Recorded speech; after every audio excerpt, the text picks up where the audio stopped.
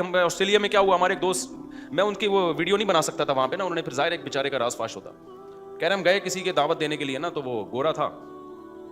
بہت لوگ اسلام کی خدمت کر رہے ہیں, اس سے ضروری نہیں کہ جو میڈیا پہ آ کے بتا رہے وہی اسلام پھیلا رہے ہیں. آج بعض اسکالر نے ایسا امیج پیش کیا مولویوں کا کہ مولوی تو کچھ کر ہی نہیں رہے. او بھائی, ہم نے ان ملکوں میں سفر کر کے دیکھا, مولوی چھپا رستم ہے. مولوی جو کر رہا ہے نا وہ تم سوچ بھی نہیں سکتے. وہ اخلاص کے ساتھ اللہ کی رضا کے لیے کر رہے ہیں. ہر چیز کو کیمرے میں نہیں لایا جاتا. تو ہم بعض دفعہ دو چار واقعات کیمرے میں لے آتے ہیں, اس کی وجہ کو موٹیویشن ملے, ورنہ جو اصل جو کچھ ہو رہا ہے, میں تو کمزور آدمی ہوں. جو بڑے بڑے علماء جو کر رہے ہیں نا وہ بہت کچھ کر رہے ہیں. تو وہ گئے, ایک مولانا صاحب ہیں وہاں آسٹریلیا میں, کہتے ہیں ہم دعوت کے لیے گئے ایک انگریز کے گھر پہ. پتہ چلا تھا کہ جو ہے نا وہ غیر مسلموں کو دعوت دی نہیں جاتی, لیکن کچھ وہاں کا نظام ہے کہ جو جیل سے قیدی رہا ہوتے ہیں نا ان کے لیے کچھ لوگوں کو رکھا جاتا ہے. اس میں مذہبی اسکالر بھی ہیں, اس میں ہر طرح کے لوگ ہوتے ہیں.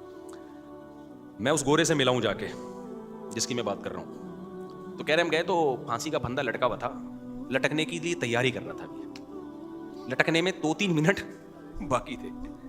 تو ہم نے اس کو دروازہ نوک کیا, اس نے کھولا تو پتہ چلا کہ جی وہ ڈپریشن, ٹینشن کیا ہے, فلاں نے دھوکہ دیا کہ پیسے ختم ہو گئے تو ریلیشن ختم. اس کی تنہائی نے اس کو عذاب میں ڈال دیا. ماں تک نہیں پوچھ رہی ہوتی یار. ایک کتا میں نے اس کے ساتھ دیکھا, اکیلا رہ رہا ہے, 40-42 سال کا بندہ ہوگا, اکیلے کتے کے ساتھ. اب مسلمان تو ہو گیا الحمدللہ, پھر وہاں مسجد جاتا ہے, تبلیغ میں بھی وقت لگا رہا ہے الحمدللہ. اس کی وہ اسٹریس ڈپریشن, 2 دفعہ خودکشی کی کوشش کی, اس نے بچ گیا, وہ اللہ نے بچانا تھا اس کو. تو یہ مولوی صاحب نے اس کو سمجھایا جا کے نا, مولوی بھی دیسی ہیں, تو انہوں نے جا کے اس کو سمجھایا, بار لو ٹھیک ہو گیا, نمازیں پڑھنا شروع کر دی. اب اسلام میں کتا پالنا جائز نہیں. تو میں نے ان سے کہا کہ اس کو اب کہیں کہ اسلام پر عمل کریں تو کتا چھوڑ دیں. انہوں نے کہا بھائی ہم یہ اس مسئلہ اس کو نہیں بتا سکتے کیونکہ اب کتا ہی ہے اس کے پاس. تو اس لیے ہم نے ہر مسئلہ ہر ایک کو بتانے کا مجبوری ہے. یہ مر جائے گا دوبارہ جا کے لٹکے گا. اب یا تو اللہ سے کہہ رہے ہیں ہم ہر وقت تو نہیں اپنے ساتھ لے کے گھما سکتے ہیں نا اس کو.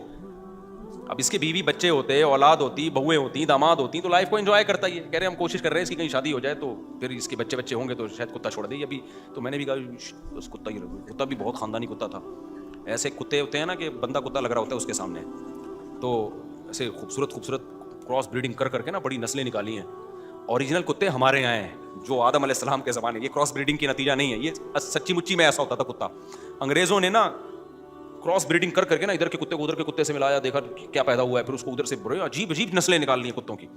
تو انہوں نے کہا بھائی یہ کتا اتنا وفا, اس کے بغیر یہ نہیں رہ سکتا. ناشتہ اس کے ساتھ بیٹھ کے کرتا ہے, لنچ اس کے ساتھ بیٹھ کے ہوتا ہے, ڈنر اس کے ساتھ بیٹھ کے ہوتا ہے, زندگی میں کتا ہی رہ گیا. تو اب انہوں نے کہا کہ نہ یہ کتے کے بغیر رہتا ہے, نہ کتا اس کے بغیر رہتا ہے. پھر گورے نے مجھے بتایا, کہتا ہے میں اگر 2-3 گھنٹے کتا مجھے نہ دیکھے نا تو کتا بھی ڈپریشن میں جاتا ہے. خطرہ ہے کہ یہ بھی لٹک کے ہلاک نہ ہو جائے. کتوں کی نیچر بھی خراب کر دی یار. واقعی وہ کتا ایسا لگ رہا تھا, وہ بہت زیادہ اٹیچ تھا.